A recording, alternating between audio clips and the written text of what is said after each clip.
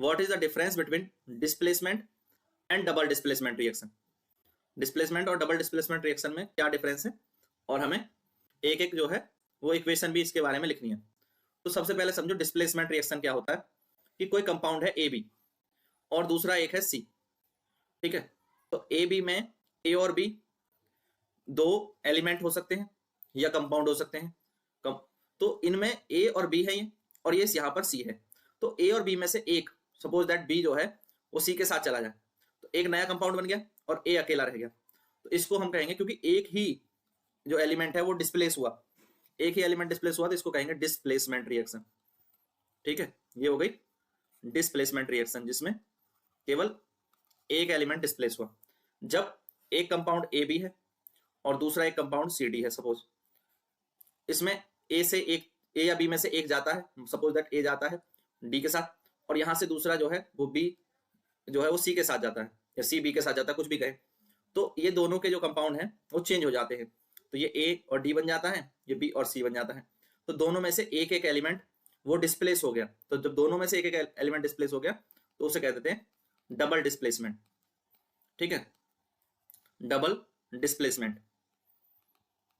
अब आजकल की भाषा में समझ लो, ये एक जोड़ा था, ये एक जोड़ा था, ये एक सिंगल था, ठीक है, ये एक सिंगल था, इसका जोड़ा टूट गया, दूसरे के साथ बन गया एसी, और ये सिंगल रह गया।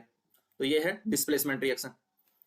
और डबल डिस्प्लेसमेंट में दो जोड़े थे, ठीक है, कपल, दोनों आप जो है वो ब्रेक होकर के आपस में नए कपल बन गए, एडी और बीसी। तो क्या हो गया, डबल डिस्प्लेसमेंट। अब ये आपको आसानी से समझ आ जाएगा। तो डिस्प्लेसमेंट और डबल डिस्प्लेसमेंट में क्या डिफरेंस है, ठीक है। तो एग्जांपल लिखने की बात आती है।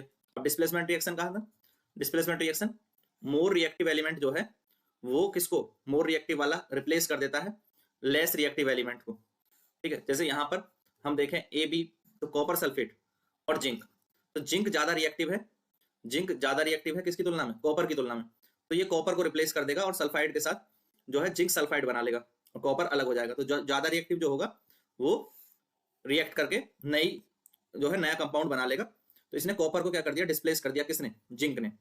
यहां पर क्या होगा डबल डिस्प्लेस रिएक्शन में, यहां पर दो एटम या दो ग्रुप ऑफ एटम जो है वो स्विच कर जाते हैं, अपने स्थान को बदल लेते हैं और नए कंपाउंड बनाते हैं, जैसे Na2SO4 और BaCl2। तो इसमें SO4 जो है वो Ba के साथ चला जाएगा और Cl जो है वो Na के साथ आ जाएगा। तो यहाँ पर BaSO4 बन जाएगा और यहाँ NaCl बन जाएगा।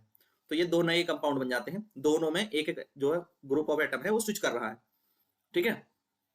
तो यही डिफरेंस है। आप शॉर्ट में इसी को इसी से याद रखेंगे, जो हमने शॉर्ट फॉर्मूला बनाया है। यहाँ AB प्लस C रिएक्ट करके बन जाता है AC या BC, ठीक है, प्लस B अलग हो जाएगा ऐसे। इसी तरह वहां पर जो है दो कंपाउंड हैं, अब दो कंपाउंड हैं तो यहाँ AB और CD, और नए बन जाएंगे AC और BD, कुछ भी बना सकते हैं, क्लियर।